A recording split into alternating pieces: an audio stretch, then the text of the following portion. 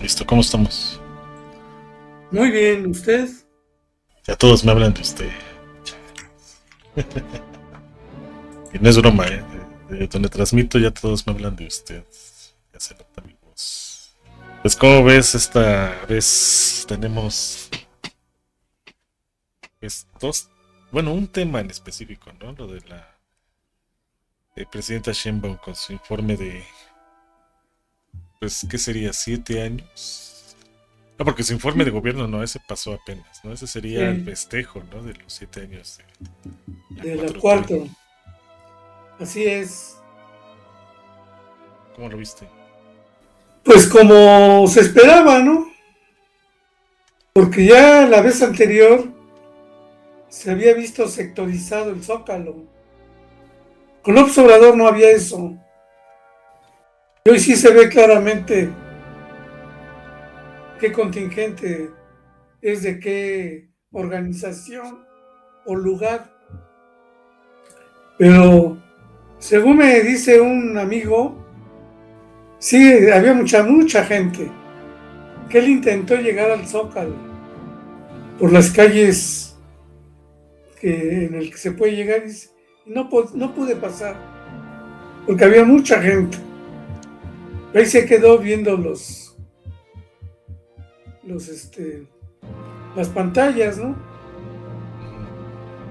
Pues eso era lo que se esperaba. A comparación de lo sucedido antes, sí se nota lo de las encuestas. ¿Cuál es el lo del 70%? Digo, porque hubo manifestaciones previas, ¿no? Sí, pues sí, se ratificaron. Y eso nos puede dar más información o no. ¿Tú cómo lo ves? Pues yo creo que ya hay una inercia, ya hay un movimiento que casi no se mueve. Ahí está, ahí está. Yo creo que la lucha ya no es por ganar votos, sino ya no perder votos. Si decimos que fue la disputa por la generación Z, ¿tú qué dirías? Bueno, de inicio no hay tal. Por lo menos no se vio en las manifestaciones anteriores un gran número de generación Z. Entonces no hay punto de comparación. O sea, no estuvo convocada. No, sí estuvo convocada, pero lo que temo, ahora sí lo que te he comentado en podcasts anteriores, se contaminó con otros grupos, ¿no? Que pues era lo esperado, ¿no? Que si había personas, organizaciones, causas que podrían, digamos, sumarse como apoyo o como también demandantes de algo, pues era de esperarse. Sin embargo, lo que yo te comenté, ¿no? Quizás no era el momento, era como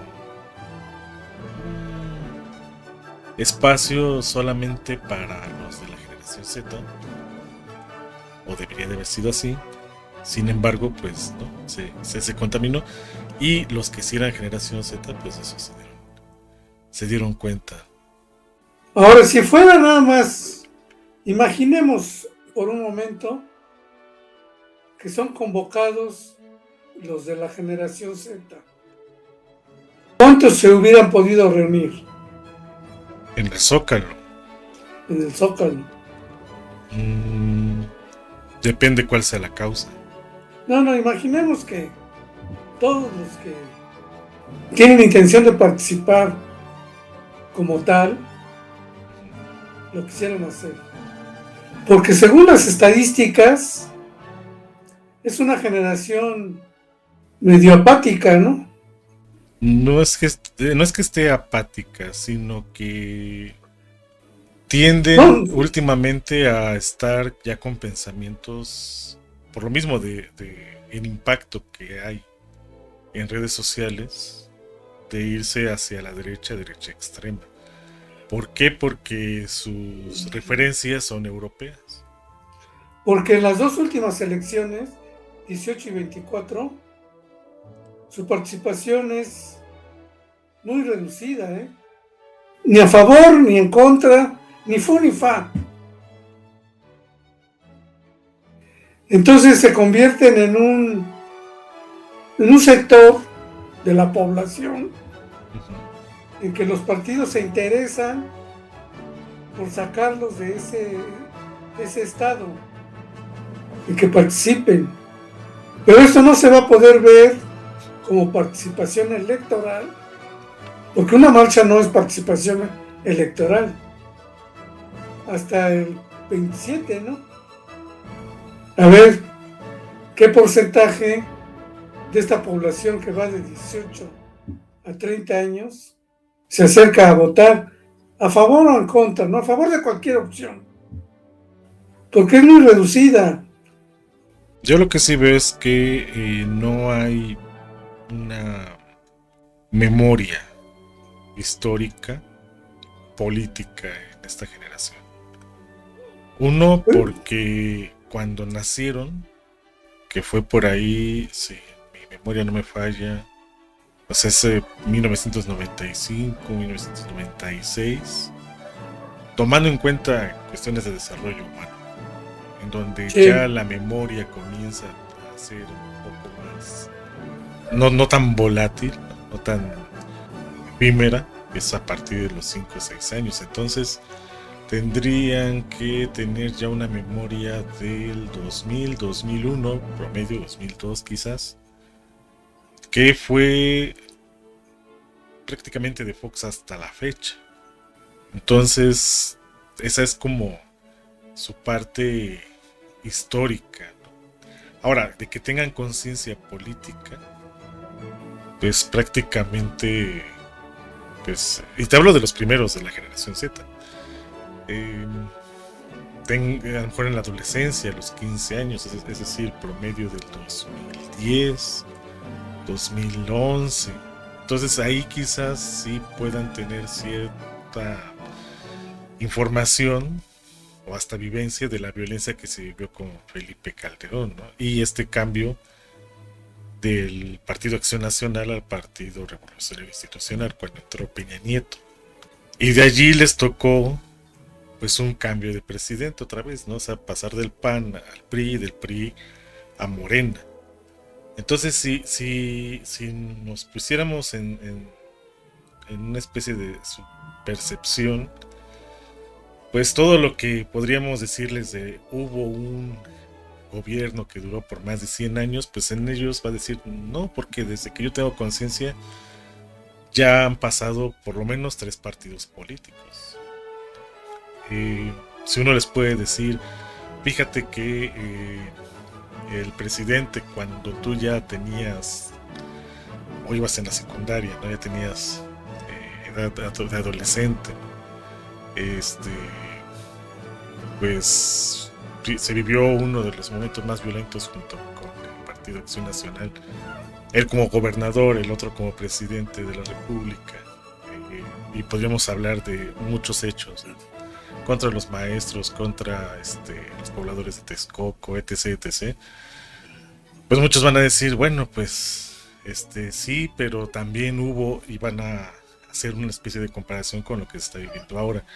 Y ahora te hablo de los primeros de la generación Z. Ahora hablemos de los que apenas están llegando, que fue promedio por ahí del 2010, 2012.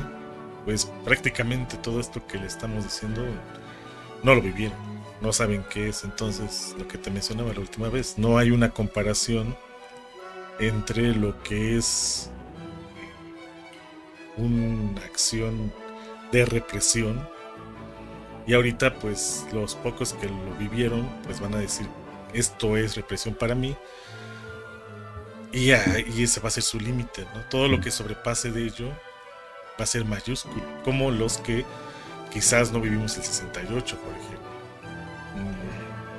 Algo parecido que yo creo que está esta generación.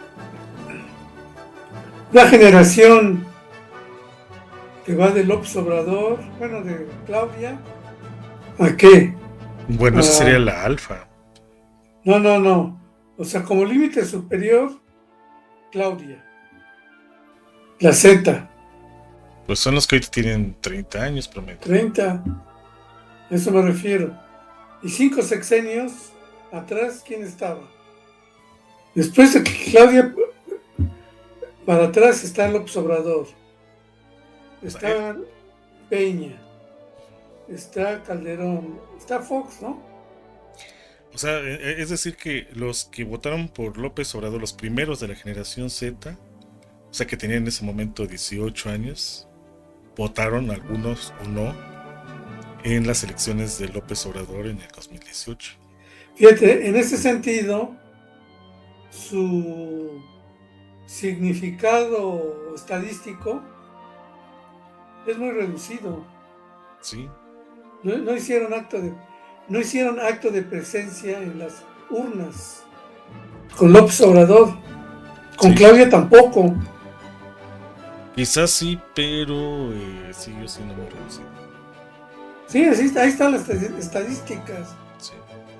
Entonces, yo creo que por eso, en términos de sistema, es que ya se les está prestando de alguna manera atención y a ver cómo reaccionan, ¿no?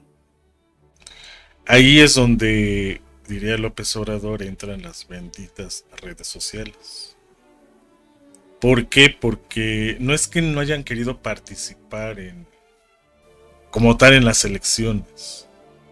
Digo, porque hay ejercicios del INE donde inclusive desde pequeños pues hacen un ejercicio simbólico, ¿no? Pero ejercicio al fin de cuando había elecciones, pues los más pequeños o adolescentes pues iban a votar. Digamos que hay una especie como de adiestramiento político, por llamarlo de alguna manera. Pero sí fueron clave para, junto con la generación Y, fueron clave ese 2018 para compartir información que los que sí fueron a votar, que hablamos en ese entonces, quienes estaban entre los 50, 60, 70 años en su mayoría, pues tuvieran una información distinta a la que había en radio, televisión, porque son los que acercaban de alguna manera las nuevas tecnologías, o se les llamaba así, TICs en ese momento, a quienes votaron por López Obrador y quienes votaron por Claudia, pero ya estos últimos sí ya estaban más en contacto con el manejo de un celular, por ejemplo, porque ya los que son más grandes, muy pocos se atreven, muy poquitos, a manejar un dispositivo, un smartphone, por ejemplo, ¿no? Un celular o un teléfono inteligente. Ya es muy difícil, entonces sí fueron un factor. Sin embargo, no se vio reflejado el voto en las urnas. Entonces, algo está pasando en redes sociales que se descuidó mucho, o mejor dicho, los de la oposición han aprovechado para distorsionar mucho de la historia que o fueron testigos y que ahora lo ven distinto, o simplemente pues ven que a pesar de ese esfuerzo del 2018 algunas cosas no ven, pues no se ven favorecidos, ¿no? Como si lo ven de manera así exponencial hacia quizás a sus abuelos, y algunas otras personas que por ejemplo personas con discapacidad, etc, etc, donde a lo mejor sí lo ven reflejado, ¿no? Quiero pensar, porque sí hay problemáticas muy específicas de la generación Z que quizás tú y yo ignoramos en este momento. Tendríamos que hacer un estudio para ver qué es lo que necesitan y no especular de qué es lo que ellos requieren, porque si no, entonces pues van a caer al mejor postor. ¿Qué crees que necesiten? ¿Una casa? ¿Un salario? Ambas cosas para formar una familia, ¿no? primeros de la generación Z, sí. ¿Y los que le siguen qué? Pues no se ve una gran esperanza, por ejemplo, en cuanto a empleo. Por eso, o sea que necesitan empleo. Mira, por ejemplo, yo me acuerdo que cuando yo iba a entrar a la universidad había una especie de eslogan, ¿no? De estudia una carrera universitaria para tener casi un lugar asegurado donde trabajar. Te hablo de principios del 2000. Ujú. Y muchos sí no las creíamos. Ibas con esa expectativa. ¿No? ¿Por qué? Porque sí, o sea, no como, por ejemplo, los panistas están diciendo que no, que hoy ya es por necesidad cuando antes era por elección. No, siempre ha sido por necesidad. Que ellos, como familia acomodada, lo ven como si fuera una elección, ¿no? El estudiar para las generaciones quizás X y Y por lo menos, sí era una expectativa de necesidad para tener un mejor ingreso. Sin embargo, ya al salir al campo laboral, pues te diste cuenta de que no. Y te hablo de que fueron saliendo desde por lo menos Calderón, Peña Nieto y López Obrador, donde bueno, hubo ahí eh, como una especie de punto de quiebre porque bueno, de la pandemia, ¿no? Entonces ahí fue generalizado, ¿no? Sin embargo, estas generaciones nuevas de la generación Z, pues ya la expectativa es distinta.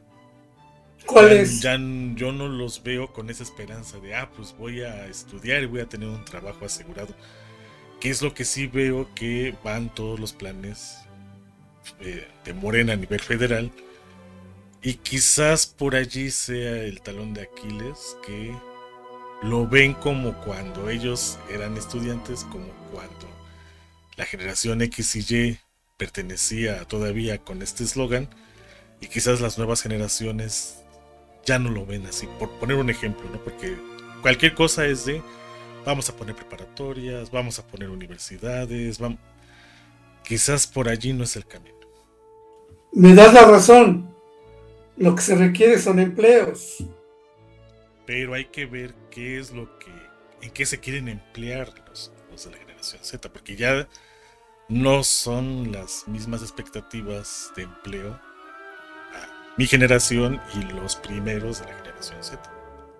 Sean de un tipo o de otro, lo que se requieren son empleos. Seguramente no son empleos iguales a los de hace 20 años, pero finalmente son empleos. Debe haber empleos. ¿O qué? ¿Quieren pasársela sin trabajar?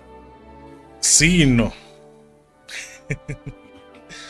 ¿Por qué? Porque, te digo, salieron de una pandemia donde quienes, por lo mismo de la pandemia, utilizaron la internet, que es a donde ellos están más expuestos, sobre todo los más jóvenes de la generación Z, y piensan que esa es la nueva forma de emplearse, que es a partir de las redes sociales. Entonces, pues digamos, se ha saturado demasiado. Quizás quienes tuvieron este boom, ¿no? Con la pandemia y un poco antes, en el 2003, 2006, ¿no? Con los primeros, cuando YouTube comenzó a dar pues un ingreso, llamémoslo así, que en el caso de Google, ¿no? Aquellos que se dedicaran a hacer contenido, pues digamos serían como los dos grandes picos, y esto tiende a la baja. Entonces ya esta percepción de voy a ser un influencer, ¿no? Como algunos sobre todo de la 4T, si te acordarás, cómo apoyaban a López Obrador en su momento, y fuera un factor para cambiar un poco la perspectiva sobre los demás partidos hoy de la oposición. Pues hoy muchos, y lo vimos ahorita, quedaron desilusionados porque pensaron, ¿no? Bueno, quitamos a los del chayote y entramos nosotros. Y pues este gobierno, sí, claro, hay un presupuesto para apoyar los medios de comunicación, pero no a los influencers. Entonces, manejo del negocio es distinto. Y quienes vienen de la vieja escuela, es decir, quienes sí estudiaron una carrera en comunicación, no sé, periodismo, etc., etc., se saben mover en estos puntos independientemente de las redes sociales, pero los que se quedaron con ese espejismo se van dando cuenta de que no. Entonces también hay una especie de crisis de ver qué ofertas hay para partir de ahí pues ver qué es lo que hay más allá de lo que por ejemplo las universidades pues no dejan de ofertar, ¿no? Y a mí por ejemplo me sorprende la UAP en este último ejercicio de admisión, carreras como computación, filosofía, algunas de psicología, sociología, antropología, ciencias políticas y algunas otras más de ciencias sociales, quedaron con lugares sin ocupar. Entonces muchos decían, ¿saben qué? Hay lugares abiertos. Pues se tiene el puntaje mínimo y tras un análisis, ¿no? de quienes hicieron el examen, puntajes, etc., etc., etc., se les avisará si se acceden o no a ella.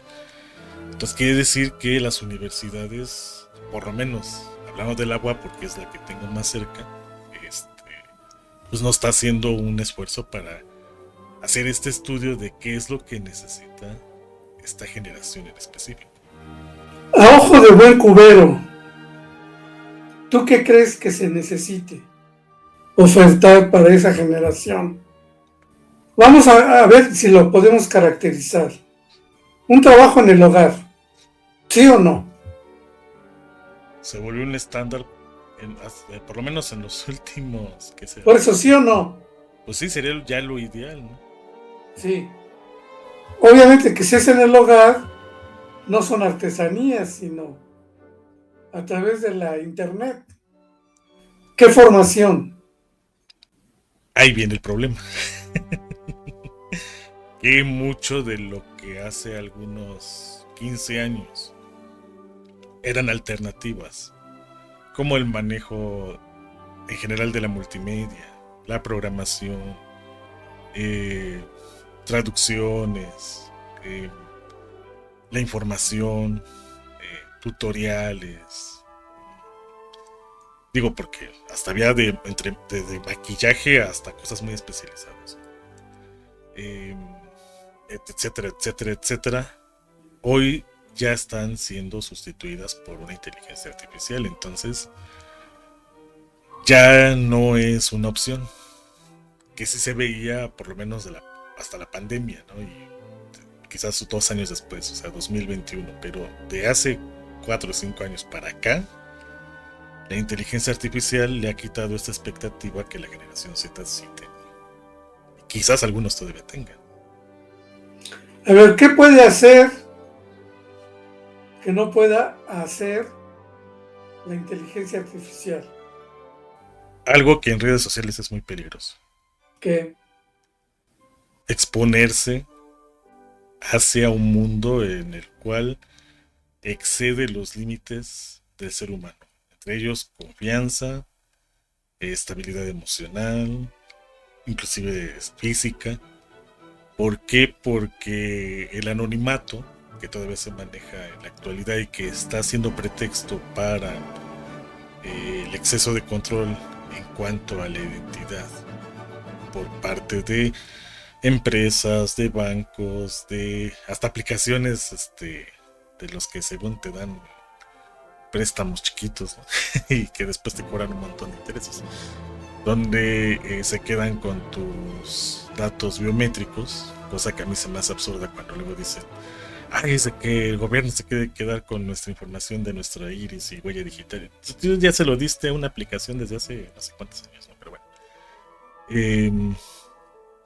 Es lo que quizás no muchos se dan cuenta, algunos por malas experiencias ya uno ya lo aprendió, pero los nuevos no piensan que ese contacto social a partir de las redes es lo normal, pero no se dan cuenta o los tutores, cuidadores, guías, facilitadores, etc., etc., nos han dado la tarea de enseñar cuáles son esos peligros que uno se puede encontrar allí, ¿no? Porque no es lo mismo que tú y yo, que ya nos conocemos desde hace mucho tiempo en persona, podamos tener en cuanto a confianza, que a alguien que esté del otro lado del mundo y que quién sabe quién sea y si eso no es lo que dice ser.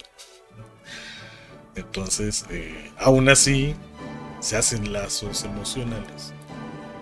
Y eso es lo que pues, va a traer como consecuencias una generación, pues yo creo que con muchos problemas.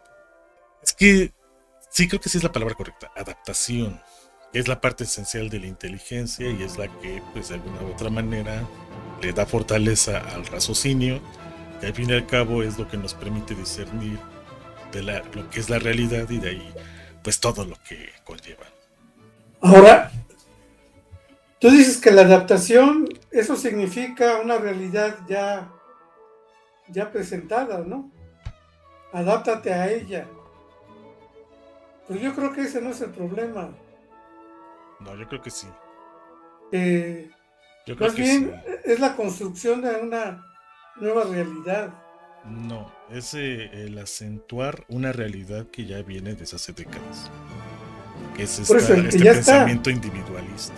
O sea, aquí ya se está materializando no solamente de un ideal, sino en un hecho de que tú a partir de un celular o una PC estás en un lugar aparentemente seguro y de ahí te enlazas a donde tú quieras. Y piensas que desde esta parte individual vas a hacer cambios en lo exterior y entonces lo colectivo está desapareciendo poco a poco. Y quizás yo veo como hipótesis esto para que no veamos generación Z en las calles como en estas últimas 2 convocatorias, pero sí se manifiesten en redes sociales. Porque entonces no tienen escapatoria. ¿Qué pueden hacer en las redes sociales? No, sí hay escapatoria, nada más quítales la luz. Ah, no, los enloqueces. Exacto. No se trata. Pásalo de donde nació todo esto, ¿no? Allá en Asia. Se trata de hacerlos productivos, no de enloquecerlos. Pero imagínate todo el pensamiento individualista que normalmente viene de la parte occidental, lo que ha ido construyendo y quizás nunca tuvo conciencia de ello.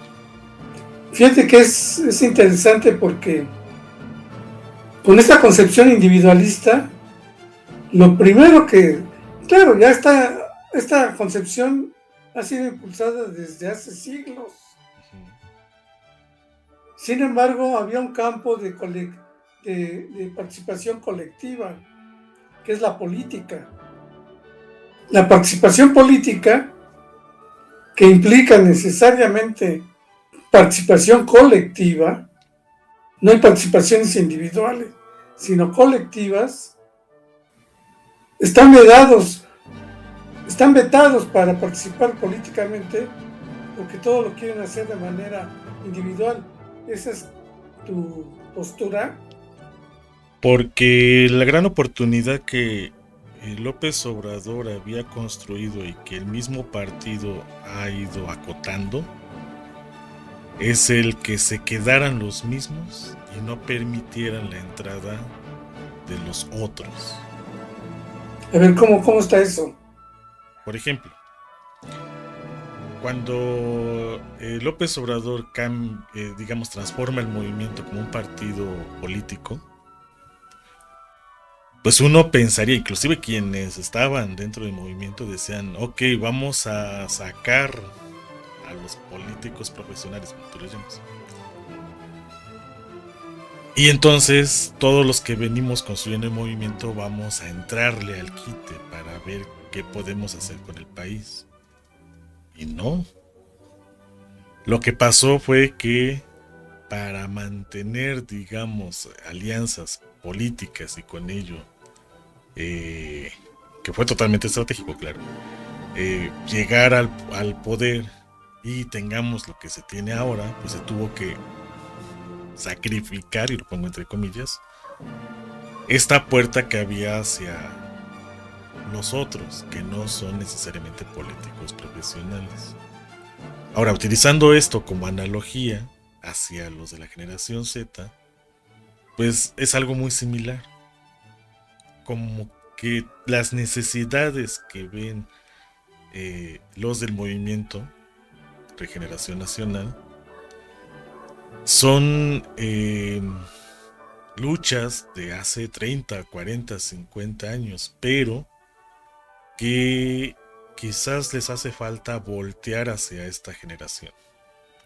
Y no lo hacen porque están muy enfocados en cuál es su objetivo.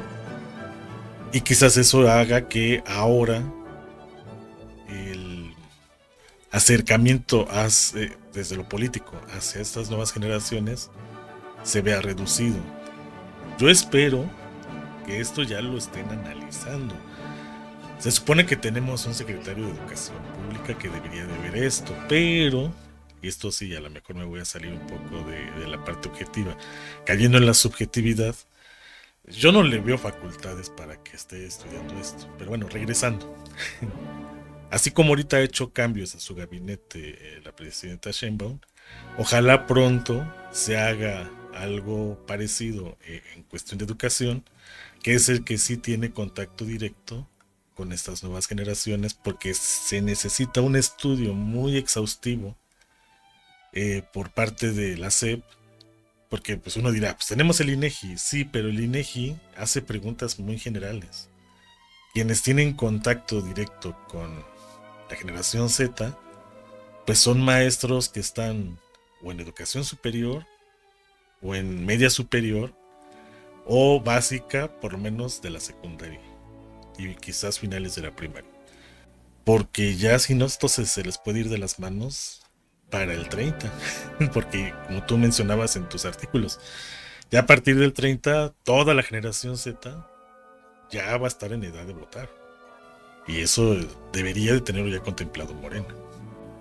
Fíjate, ahorita que estás diciendo eso, reflexiono en torno a instituciones que se han mantenido a lo largo de la historia, con altibajos. ¿Qué instituciones son las que permanecen en la sociedad? Las religiosas, las políticas, o sea, los partidos políticos y algunas organizaciones, digamos, muy clasistas, ¿no? El sindicato de capitalistas, por ejemplo, que no sé hasta dónde realmente sean, pero debemos tomarlos como tales, como si formaran un grupo cohesionado, ¿no? ¿Qué se requiere? Entre más creyentes existan, más compleja es la administración de esos creyentes. Habrá una sociedad que implica religiones y política, pues es, digamos, por decirlo de alguna manera, doblemente compleja, porque alberga la complejidad de lo religioso y la complejidad de lo político. Pero si observamos por separado y comparamos, ¿qué se requiere para mantener la institución vigente? Por eso es que el PRI, primero el PRD, el PRI y el PAN, el riesgo es que dejen de estar vigentes, que no hayan respondido a la complejidad de lo político. Entonces, para que se mantenga una institución vigente, debe tener una estructura. Le podemos decir una estructura de autoridad. Debe haber un líder. En el campo social, en el campo político y en el campo religioso, las religiones vigentes y los partidos políticos vigentes deben tener un liderazgo. Y no solamente un liderazgo humano, sino un liderazgo textual. ¿Qué quiero decir? Un liderazgo cuya autoridad emana de un texto. Las religiones pues, tienen sus libros sagrados. Los partidos políticos su declaración de principios, ¿no? Y la sociedad en su conjunto se dice, tiene un contrato que se llama Constitución. Una Constitución que debe definir con claridad los diferentes ámbitos de autoridad. ¿Quién manda a los que menos poder tienen? ¿Quiénes mandan a aquellos que mandan a estos que tienen menos poder? ¿Quiénes mandan a los que mandan y mandan a los que tienen menos poder? O sea, digamos, al pueblo raso. Entonces, es una escalera de autoridades. Digamos, pongo un ejemplo. Tengo un taller y yo soy el que más sabe del asunto y por eso tengo la autoridad reconocida por los que me rodean de que soy la autoridad. Ellos no saben hacer lo que yo sé hacer, pero se forma, porque yo no voy a vivir por los siglos de los siglos, ¿no? Debo formar a aquellos que se hagan cargo del taller. Y tengo que establecer, porque son distintas las habilidades y las capacidades, pues una jerarquía de mando. Unos que se van acercando a mí,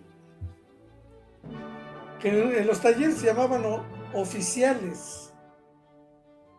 Solamente estaban abajo del patrón. Seguían los oficiales.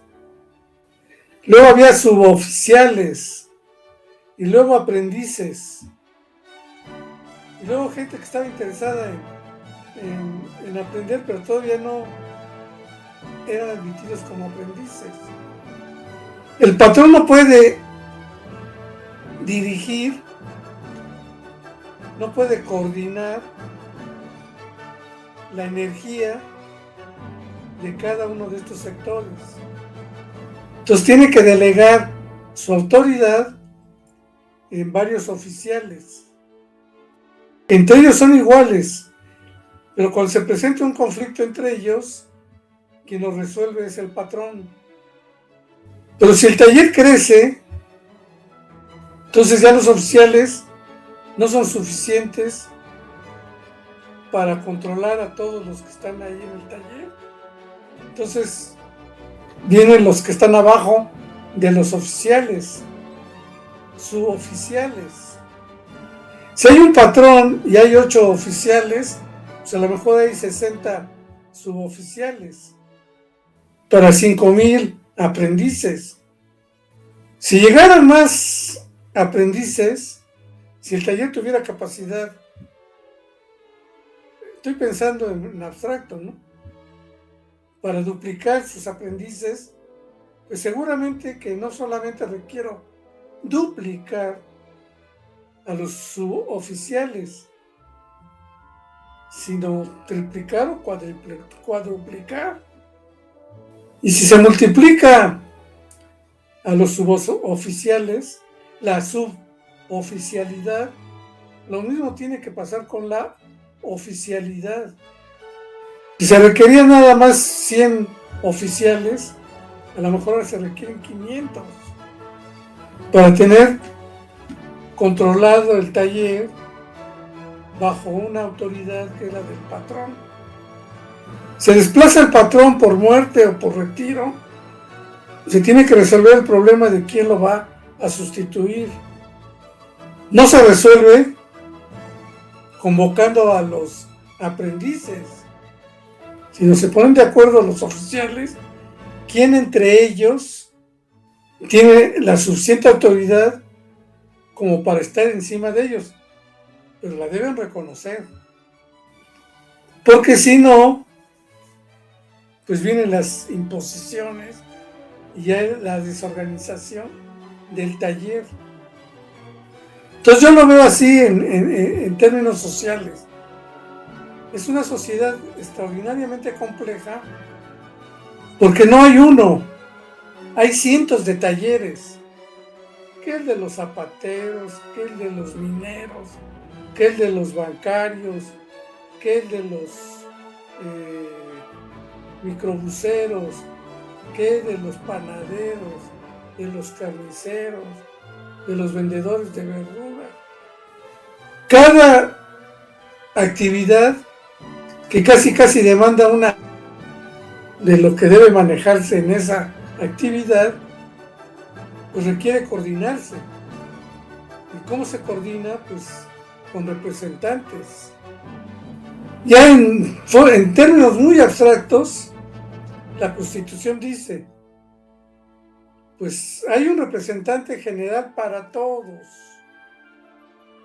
Hombres, mujeres, panaderos, choferes, maestros, etcétera, etcétera.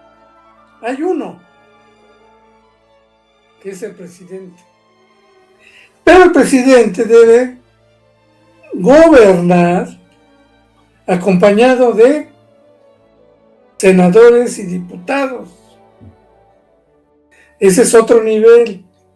Pero más cercanos a los aprendices están los presidentes municipales, los síndicos, o sea, representantes que están más cerca de los de abajo, pero al mismo tiempo más lejos de los de hasta arriba. Entonces tiene que haber una coordinación entre estos representantes con las autoridades máximas, que para ponerle nombre pues es el poder ejecutivo, el legislativo y el judicial. Tú hablas de la SEP. La SEP es una institución que está gobernada constitucionalmente. ¿Quién nombra a la autoridad de la SEP? Pues la Cámara de Diputados y Senadores, que son los que nombran a los responsables de cada institución, ya sea nombrándolos como rectores, directores, etcétera, etcétera, ¿no? ¿Dónde coloco yo a la generación Z? Pues abajo. Para poder hacer llegar su voz cada vez más alto en esta estructura de autoridad, pues deben participar como pues colectivamente, a lo mejor nombrando a un representante o algunos representantes, y que estos vayan escalando poco a poco. Claro que para cuando llegan hasta arriba, esa generación ya es una generación vieja. Por eso es que no se puede gobernar sin acudir a los que tienen mayor experiencia. Se pueden ganar elecciones y se deben ganar las elecciones con el voto de todos o la mayoría, pero no se puede gobernar con cualquier grupo de personas, ¿no? Ya tienen que tener cierta especialización en el manejo de las especialidades sociales. ¿Quién tiene autoridad entre los zapateros? Bueno, pues nombremos o reconozcamos a esa autoridad y hagámosla jugar junto con las otras autoridades, la de los zapateros, la de los taxistas, las de los globeros, y alguno de ellos va a destacar y tendrá que ascender en esta estructura jerárquica de autoridad. Pero ¿cuánto tiempo le llevará a alguien que cumpla con todas las los encargos para llegar a la cúspide.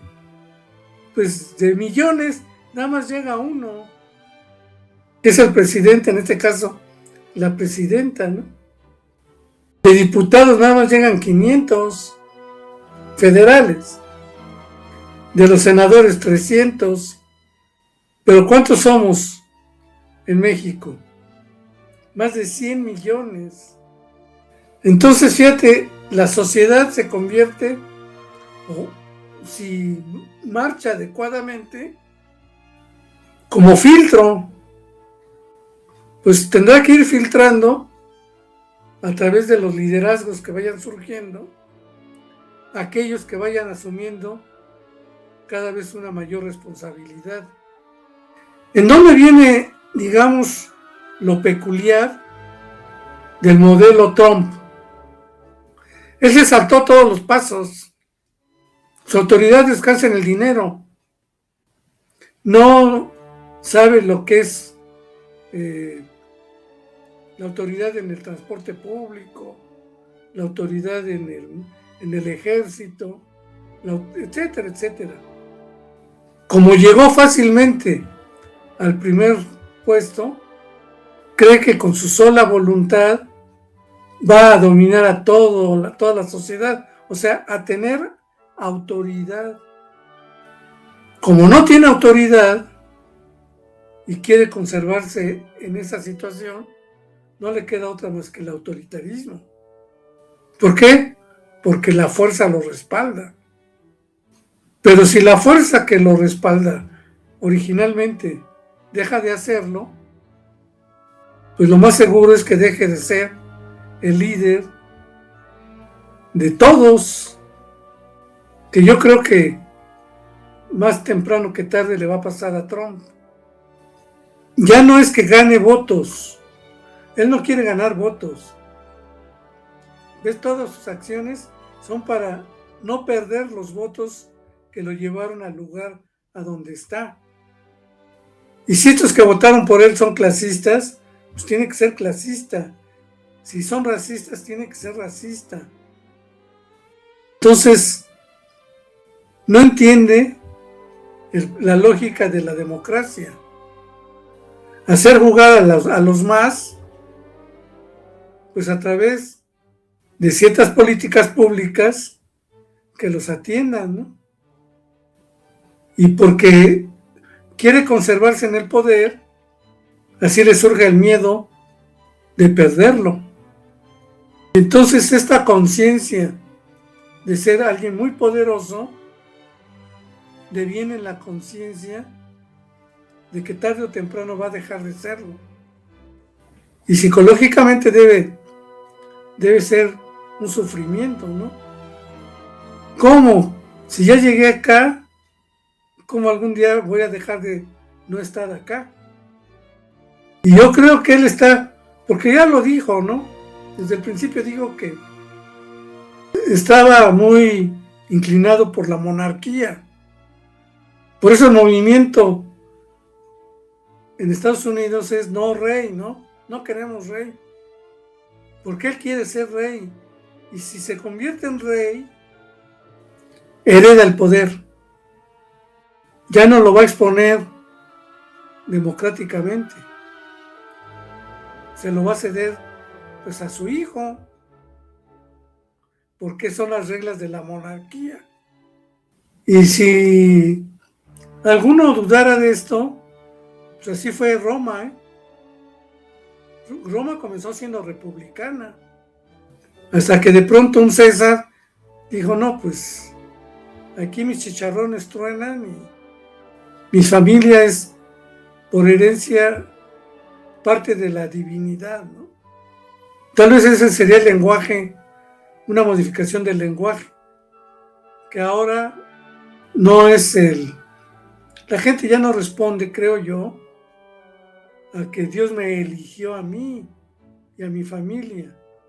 No, la fuerza que me apoya, y no es más que la fuerza militar, es así la fuerza que puede controlar, me apoya a mí y a mi familia. Si sucedió en Roma, en la antigua Roma, el que se cancelara la república por una monarquía, no veo cómo el experimento no se intente echar a andar en los Estados Unidos, ¿no? ¿Cómo proteger su situación hegemónica? Pues por la fuerza. Irá ejerciendo la fuerza con los que puede y después a ver si puede hacerlo con los que ya compiten con él. O sea, a lo mejor domina Estados Unidos, a lo mejor no, y así ya lo dijo. América debe ser para los Estados Unidos.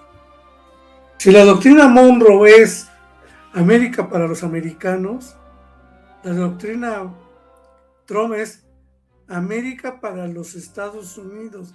Que no quede duda a qué se está refiriendo. De ahí su conducta hacia Venezuela, hacia México, hacia Perú, hacia Bolivia.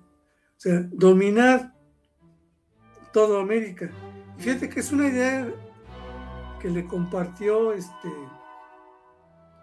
López Obrador. Cuando se entrevistaron allá en Washington, López Obrador dijo que para que América, pero López Obrador hablaba del continente, fuera un actor principal en la geopolítica del mundo, tenía que unirse. Pero López Obrador decía unirse pues bajo una política democrática. Construyamos una identidad americana. Si ya construyeron la europea y se está construyendo la identidad asiática, bueno, eso decía López Obrador, hoy la identidad asiática ya está casi definida, ¿no? La europea pues se tendrá que redefinir o, como todo parece indicar, a lo mejor se subordina a la americana, ¿no? Pero en el entendido, bajo la tutela de los Estados Unidos.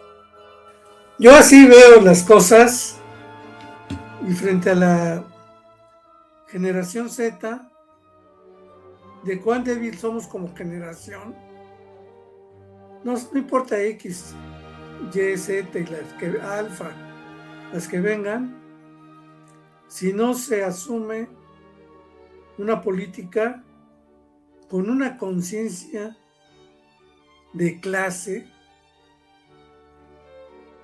trabajadora, o sea, no de clase rica, sino antes se usaba proletaria, ¿no? Ahora ya no, esa palabra ya entró en desuso. Trabajadora, ¿no? De personas que requieren utilizar las manos para ganarse la vida, más allá de teclados, ¿no? De usarlas en un teclado. O a lo mejor ya limitarlas al manejo de un teclado. En fin, las cosas son muy interesantes, pero complicadas, mi querido Roberto. Lo que sí veo es que es una construcción que se está saliendo de las manos, pero en todos los lugares. Inclusive para los mismos asiáticos. ¿Por qué? Porque igual los procesos que llevaron a China donde está fueron también de generaciones anteriores. Y no necesariamente las nuevas. Las nuevas, digamos que están siendo competitivas por el mismo ambiente, pero porque sí está viéndose el resultado de ella, ¿no? O sea, ahorita, si uno voltea hacia China, pues ves que lo que está implementando para sus jóvenes va ad hoc al plan, digamos, a mediano y largo plazo de lo que quiere construirse como la nueva China. Pero fíjate que ahí hay una autoridad, es el Partido Comunista. No, y que esa autoridad, te digo, según su constitución, está simbolizada como obreros y campesinos. O sea, no habla de políticos. En No, su pero el partido político es constitución. un instrumento político. No, no, sí, pero a lo que voy es de que ya desde allí hay un símbolo muy distinto al de otros. O sea, ya de inicio te sientes representado desde la misma constitución. Es por eso que ahorita lo que antes era una herramienta para obtener votos y que ahora es un derecho, pues ahora ya dicen los de la oposición, me acabas de quitar una herramienta que pues para mí era esencial para mantenerme en el poder cada 6 años. Ahora ya no puedo utilizarla y eso es lo que también le ha quitado pues manejo, ¿no? De muchas situaciones, sobre todo del PRI, ¿no? Que fueron los que comenzaron con ese tipo de estrategias, ¿no? Llamémoslo de alguna manera. Entonces, cuando comienzas a llevar cosas que benefician a las mayorías hacia tu constitución, pero que de verdad tengan un impacto en lo colectivo, cosa que en Occidente se hablaría en lo individual, ¿no? Que afortunadamente, por lo menos en nuestra constitución, ya se cambió de individuo a persona, eso ya es un gran paso. Ya las cosas van siendo un poco muy distintas. Aunque uno diga, ay, pero es solamente una palabra. Sí, pero el concepto a largo plazo, si se construye de manera adecuada, puede ser un parteaguas. Entonces, desde ahí comenzamos, ¿no? Otra, la cuestión cultural. China es muy distinta a Europa. Y Europa se ha manejado históricamente con ¿cómo llamarlo? Pues con este manejo, ¿no? En cuanto a las jerarquías, que es muy distinta a otras sociedades. Y que no necesariamente se habla de la construcción de una autoridad que, lo hemos platicado aquí en los podcasts, quien le da esa categoría de autoridad es de abajo hacia arriba. Sin embargo, desde culturas europeas, o hasta donde yo he leído, siempre es el que gana, es el que impone su autoridad. Y todos los demás tienen que subordinarse, quieran o no quieran, hasta que, pues digamos, la costumbre, eh, la destrucción de las propias culturas, la modificación de muchos usos y costumbres, y que eso se va dando a largo plazo, pues llega a decirte, bueno, tal imposición ya no es una imposición, sino ya lo veo como autoridad porque ya te absorbe de alguna u otra manera esta imposición previa. Y que hasta llega un punto en el que pues lo justificas, ¿no? Algo así como el síndrome de Estocolmo, ya no lo ves como el que te provocó el problema, sino que ya comienzas a justificarlo en el sentido de que dices, bueno, pues sí, pasó esto, pero mira, fíjate que se construyó esto otro y ahora tenemos esto y ahora podemos ver, o tenemos el beneficio de aquello otro. Y entonces se va de alguna manera justificando costo-beneficio, ¿no? Eso es mucho del occidente. Del otro lado es muy distinto y lo estamos viendo con los BRICS, ¿no? Entonces ahorita para los de la nueva generación mexicana se necesita, y lo hemos platicado ya en los últimos podcasts y lo acabas de decir, una formulación exhaustiva de lo que es la autoridad. Ya no verla como esto que heredamos de imposición, No, si no es lo que, por lo menos, hasta donde mi ignorancia me alcanza, de la Revolución Mexicana o sus inicios, hasta antes de los, ¿qué serán?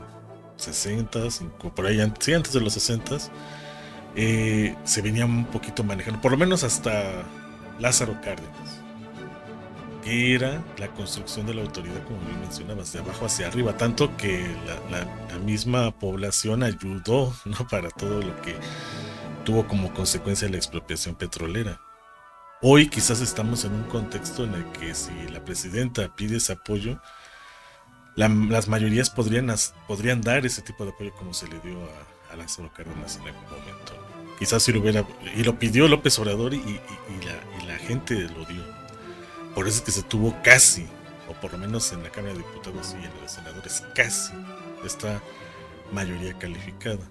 Entonces, la colectividad, que es un gran enemigo, sobre todo para los Estados Unidos, sobre todo porque pues, no quiere que eso sea aprendido por la Europa occidental, porque ya la Europa que está arriba, pues sí, de los bálticos, ¿no? Le llaman. De la Europa del este y del norte, ya están comenzando a tener este ejercicio también de lo colectivo, ¿no? Lo estamos viendo en Asia desde hace un buen rato. En África también lo estamos viendo en muchas partes, por eso es que ya expulsaron a Francia, ¿no? A mismo España un poquito por ahí, ¿no? En el norte de África. En fin, entonces en América Latina siempre ha sido una lucha constante, desde Bolívar hasta la fecha. Entonces, estamos viendo que esto que en su momento se tenía todo bien controlado, comienza a ya no tentar esos frutos. Ahora, ¿cuál va a ser el punto de quiebre para el joven mexicano? El que las alternativas que veía hace 4 o 5 años ya no están y las tradicionales ya no funcionan. Va a tener que crear las propias. Aquí, Morena, pienso, debe de tener la sensibilidad, porque podríamos hablar de inteligencia, pero créeme que eso ahorita ya está ya muy reutilizado. La sensibilidad para poder traducir todo esto que se viene hacia la construcción de nuevas políticas, porque si no, entonces lo que te decía hace un momento, ¿no? Estas ideas de individualismo, de cuestión de corporación, de yo quiero pertenecer a, para llegar a ser una autoridad y que esa autoridad sea algo parecido a la iglesia, ¿no? Que tú vas llegando a escalar a lo más arriba dependiendo quién te elija y así vas ascendiendo, ¿no? Cuando en realidad tendría que ser que los de abajo pongan a ese de ahí arriba, ¿no? Que se supone sería la democracia. Entonces, y aquí ya, entonces tendría que comenzarse a construir este concepto de nueva cuenta, autoridad, autoridad. Ahorita lo que mencionas es de una especie de oficio, y lo mencionó López Obrador en las mañaneras hace más de 2 años. Creo que ahora comienza a tomar sentido, porque muchos dirían, no, pero ¿cómo hablas de un oficio? Para eso están, o sea, estás de alguna manera menospreciando una profesión, ¿cómo lo comparas uno con otro? No, es que hace falta tener esa estructura, como lo quizás lo tuvieron las escuelas secundarias técnicas, como quizás lo tuvieron pues algunos bachilleratos con talleres específicos, ¿no? También técnicos, las mismas preparatorias o bachilleratos o inclusive que hoy le llaman técnico superior universitario, ¿no? Que sí daban otras alternativas más allá de las profesiones que podría uno recibir en la educación superior, y que son de alguna u otra manera las que están dando soporte a toda esta cantidad de rezagos que vimos, por lo menos desde el 2000, que estamos 25, 2024 para atrás. Porque aunque sí hubo un aumento del salario mínimo, hubo cambios en cuanto a algunas ¿cómo le? Programas sociales ahora ya como derechos, sigue faltando muchas cosas, ¿no? Ahorita se va por la salud, de educación, el actual secretario no está haciendo nada, la verdad no está haciendo nada. Y debería ya, así como ya cambió ahorita a su secretario de Relaciones Exteriores y así algunos otros, ya debería de haber quitado al secretario de Educación Pública. Ya, espero que sea pronto. Digo, apenas lleva un año y fracción. Ya debería de quitarlo, así como también se le hizo una invitación, ¿no? Para que renunciara el Poder Judicial. Pues también algo parecido tiene que pasar con el de la CEP. Ahorita se me su nombre, que antes era dirigente de Morena. Entonces, Delgado. Delgado. Entonces, sí es importantísimo que no pase de este 2026, 27 quizás. Tiene que ser antes del 2027 que se cambie quién está manejando la cuestión de la educación en este país, porque esa parte es medular.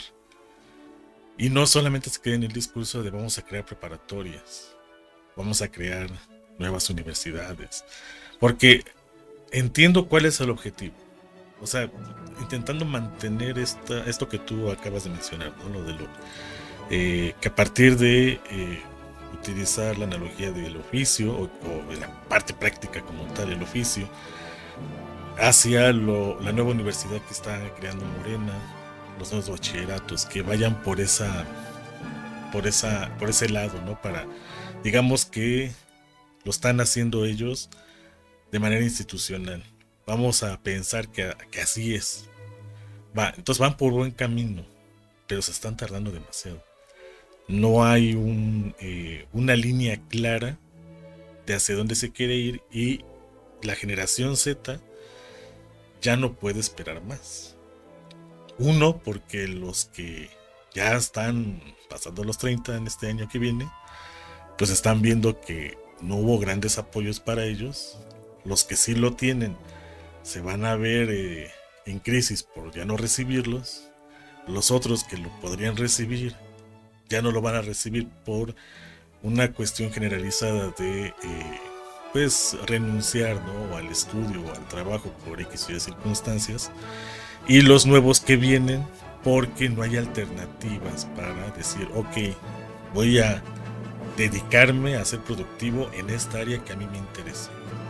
Hay un gran foco en el que, si ya lo vemos en perspectiva, entonces los del PAN principalmente ya están comenzando a ver, ya saben dónde pueden producir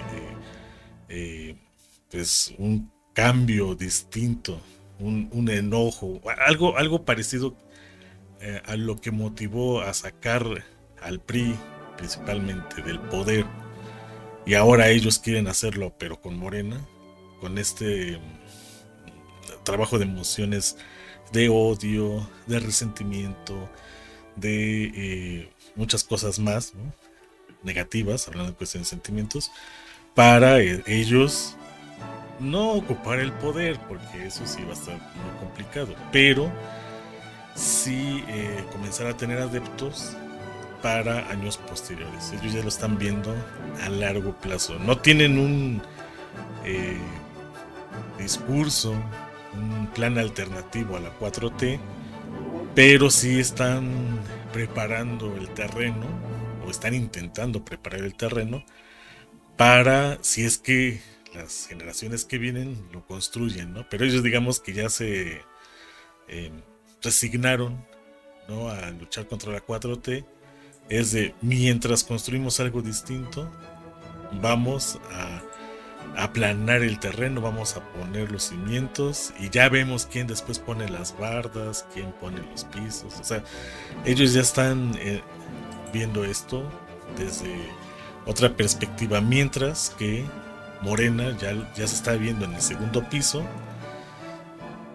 y quizás están viendo o teniendo puntos ciegos en el primero y quizás en sus bases. Y eso es muy peligroso. O así es como interpreto todo esto que ha sucedido por lo menos en las últimas semanas o los últimos 2-3 meses. Fíjate que ahora con tu intervención veo con más claridad el gran experimento mexicano. ¿En qué consiste? En darle más poder a quienes menos poder tenían. ¿Y quiénes eran las que tenían menos poder? Las mujeres. Porque quieras o no, está en el imaginario colectivo la idea que para ciertos puestos no cabe una mujer, tiene que ser para un varón. Y el gran experimento mexicano es, pues vamos a ponerla a una mujer en la cúspide. Todos temían que a lo mejor iba a haber rebeliones, ¿no? ¿Cómo? Y hasta el momento las cosas ahí van. Y cada vez se ve en la mañanera, ¿no? Cada vez hay más participación de las mujeres que la de los varones. Mayor número de funcionarias, mayor número de diputadas, senadoras, gobernadoras. Y yo creo que en el 17 ya va a haber mucha competencia entre mujeres. En el 24, el PRI y el PAN, como no tenían una mujer para impulsar, se vieron obligados primero a coaligarse y después a sacar adelante la candidatura de quien definió a las dos mujeres que iban a competir, López Obrador. Pero obvio que la calidad de una opción a la de la otra opción fue muy notable, que efectivamente en la votación se marcó claramente, ¿no? En el 27, los partidos que no postulen mujeres se van a ver en serias dificultades. Y hasta las estadísticas están a su favor. La población en México, dividida entre hombres y mujeres, es claro, hay más mujeres que hombres. Entonces, digamos, si el voto fuera por género o por sexo, ganarían las mujeres. Si a esto le sumamos que ya se está rompiendo este imaginario de que las mujeres no podían tener ciertas responsabilidades, vamos viendo presidenta. En el Poder Judicial estaba la idea de que quedara una mujer, finalmente quedó un hombre. En la Fiscalía está una mujer. En la Cámara de Senadores, en el momento actual, lo preside una mujer. La Cámara de Senadores igual lo preside una mujer.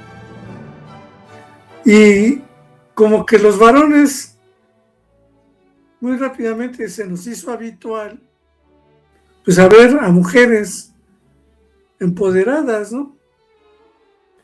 Entonces, la medida, y además otra cosa, otro signo importantísimo del experimento mexicano, es que si bien las mujeres en la escala social eran las que tenían menos poder, entre estas, las que todavía tenían menos poder eran las indígenas. Yo creo que por eso la decisión de los que deciden este tipo de cosas en Morena, decidieron que este año fuera el año no de la mujer a secas, no, de la mujer indígena. Un poco para medir el agua a los camotes. A ver, hasta dónde la sociedad está dispuesta a dejar que lleguen los que menos posibilidades tenían. Si lo trasladamos ahora a la generación Z, yo creo que los partidos políticos deberían estar formando a estos jóvenes que van a disputar esos puestos en un futuro inmediato. Y sobre todo, prestarle mucha atención a las mujeres, ¿no? Porque como que ya agarraron la onda y, como dicen en mi pueblo, va planito, planito, ¿no? ¿Cómo la ves? Sí, algo parecido. Ahorita con la reflexión anterior me llegó a la mente cuanto a las mujeres, pero bueno, a veces se va la idea y ahorita qué bueno que lo rescatas porque sí, cuando hablamos de la generación Z, sobre todo en cuestiones muy violentas como las que se estaban convocando, pues uno esperaría que pues sean primero hombres, ¿no? Porque aunque han ido mujeres en otro tipo de expresiones también, ¿no? Convocadas hacia el Zócalo, y también hay violencia, es mucho, muy distinta. Y se ha comprobado que normalmente son hombres disfrazados como si fueran manifestantes en este tipo pues, de demandas de las mujeres a favor de las mujeres cada marzo, ¿no? Cada 8 de marzo. Hombres disfrazados de mujeres. Sí. O aquellos que se autoperciben como mujeres, pero que también tienen hasta conocimientos de herrería y un montón de cosas que seguramente sí los hay y que sobre todo en la última marcha vimos cómo pudieron quitar al casi muy parecido al de ahorita de noviembre, pues una de las barricadas, ¿no? Que intentaban proteger el palacio de gobierno en el Zócalo capitalino. Entonces, aún así, esta cuestión simbólica de que una mujer esté en el poder y todas quienes has ahorita mencionado, puede ser un factor uno, aunque vivimos tiempos distintos en el que ya por ley, por cuestiones de empuje hasta cierto punto legal, los hombres tienen que involucrarse en mayor medida o cada vez más en la educación de los hijos, cosa que no era hasta cierto punto obligatorio hace algunos años. Pues sigue siendo un factor importante la mujer en la educación de la persona. Entonces, sabedores y sabedoras de que en este contexto pueden aún no solamente trabajar, porque eso ya lo estamos viendo desde hace ya décadas, ¿no? Y aparte cumplir entre comillas con esta tarea, la cual hoy ya se ha diversificado hacia el hombre también, pero el que se vea no solamente en el entorno de una familia nuclear, ya sea clásica o sea reconstruida, pero el saber que pueden llegar a estar en una silla presidencial, sea eje de la toma de decisiones para un país, que bien decía la presidenta entre esta y la semana pasada, que retomó, ¿no? Una frase que en redes sociales, no ahorita, sino desde hace ya algunos meses se había olvidado: México está de moda. Entonces, sumándole ello, pues es un gran motivo, no motivación, motivo para pues comenzarse a buscar en sí mismas con los otros y a partir de ello viendo qué hay disponible, ¿no? Porque te digo, ni las universidades ni Secretaría de Educación actual están haciendo algo para comenzar a mover las aguas donde se debe de hacer, ¿no? O sea, como que están, no es que estén cómodos, sino que hay resistencias, pero eso ya sería como un tema distinto, ¿no? Pero sí ver de, ok, ¿cómo llego ahí? Esa pregunta puede ser clave para México con ¿cómo le llamaste? Experimento mexicano. Yo no lo había visto así, pero sí, o sea, es la primera mujer presidenta en México.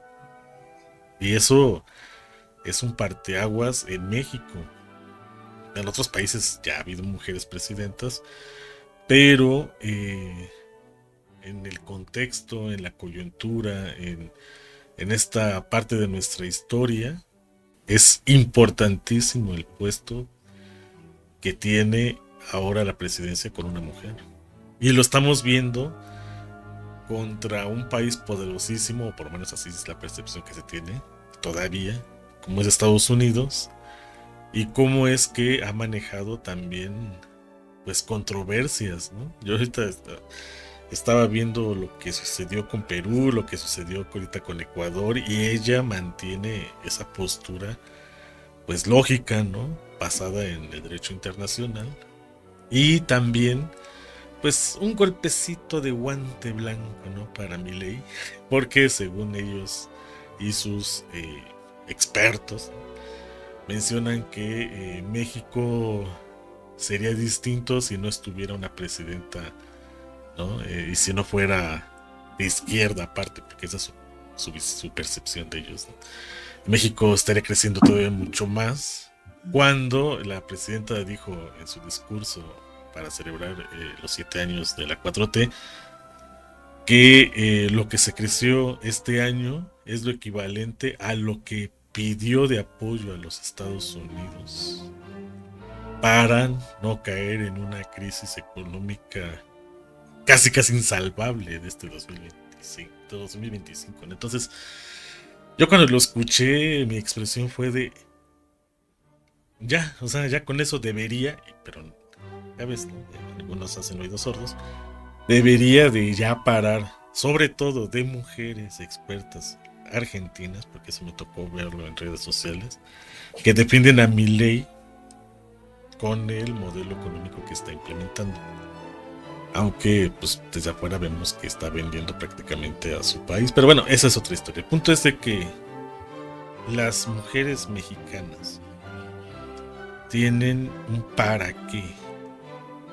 Y eso puede ser importante. Vamos a ver si se refleja en las siguientes elecciones. Porque si yo fuera de Morena, y tomando en cuenta que también desde la Suprema Corte de Justicia se está buscando que mujeres pues tengan un poder donde lo ganen, porque hay estados, ¿no? Donde normalmente las mujeres van como candidatas, ¿no? Principales por sus partidos políticos, no importa cuál. Ganan la elección, renuncian y queda el que estaba como sustituto, que casualmente es hombre. Eso ya se estuvo discutiendo hace un par de semanas, de que debe de ser obligatorio la no renuncia cuando se da o se tipifica este tipo de estrategia, ¿no? En el que gana la mujer pero termina tomando el puesto el hombre. Entonces a mí se me hace eso algo extraordinario. Para muchos dicen, no, es que es imponer a la mujer en el... No, es cambiar un uso y costumbre político basado en, pues ya, ¿no? Una tradición política de algunas partes del país, ¿no? Qué bueno que se está tomando cartas en el asunto, porque aunque muchos piensan que por lo que está haciendo ahí se me va su apellido, Harchup, se me va su apellido, Harfuch. Harfuch, es que se me complica mucho esa apellido. Podría ser el siguiente candidato a la presidencia por parte de Morena, por estrategia y también porque está joven este cuate. Yo pensaría en postular, no por dedazos, sino que haya una competencia como la que hubo ahorita en el 24, ¿no? Si va él y alguien más, en este caso mujer, y ver y medir fuerzas para que esta hipótesis que tú acabas de describir, yo lo veo así como hipótesis todavía, se vea reflejado para que salga la candidatura de otra mujer hacia la presidencia para el 2030 por parte de Morena. Y que no sea solamente como lo quiso hacer el PAN, ¿no? Para aprovechar, digamos, la ola, sino que realmente se vea cómo es que están impactando todos los cambios que se están dando solamente en un año y fracción, y que todavía quedan 4 años y un poco más de la actual presidenta de México. Pienso que si esto que acabas de decir se puede dar, la generación Z podría tener un punto de fuga a favor. ¿Por qué? Porque normalmente, y sobre todo en las últimas fechas cuando se terminó, las mujeres no tienen este estigma de violencia como sí lo tiene el hombre. Y entonces, en convocatorias próximas, donde el PRI y el PAN, si es que existen, llegan a hacer convocatorias similares a las de noviembre de este año, pues pueda que se den, pero no van a lograr querer desestabilizarlo a partir de la violencia como le gustaría, y lo dijo la presidenta, y por eso es que Trump se enojó, como les gusta a nuestros vecinos del norte intervenir de manera agresiva, violenta, imponiendo, a ellos se llaman disuadir, ¿no? Para quitar del poder a quienes no les conviene. Podría ser, para mí sigue siendo una hipótesis lo que acabas de describir, no sé si tú también lo ves así o tiene un punto distinto, eso del experimento mexicano, que pueda ser beneficioso para la generación Z, por lo menos hacia las mujeres, pero quizás indirectamente también pueda que le beneficie también a los hombres y bueno, a todos los subgéneros que hay. Entonces sí, yo iría porque las elecciones federales se mantenga la línea de que alguien se mantenga en el poder como presidenta, más que como presidente, pero pues hay que ver, todavía falta mucho tiempo. Pero sí, no lo había visto como tal, como un experimento, no sé si así ya alguien lo haya mencionado y de ahí tú te bases o no sé, pero viéndolo así en perspectiva puede ser un gran punto de fuga para las mujeres de la generación Z involucrarse políticamente en el país como hasta el momento pareciese esta generación no está involucrada. Pues ¿cómo la ves que ya van a comenzar las vacaciones? Y con muchos símbolos también de mujeres, ¿no? Digo, comenzando desde ayer, ¿no? Con la Santísima Concepción, que también tiene que ver ahí las conchas. Un concepto interesante de concepción, ¿no? La Virgen de Guadalupe. Ya viene. O sea, son muchas cosas en estas vacaciones. Así es. Pero tú vas a comenzar con el Guadalupe Reyes como siempre o habrá cambios.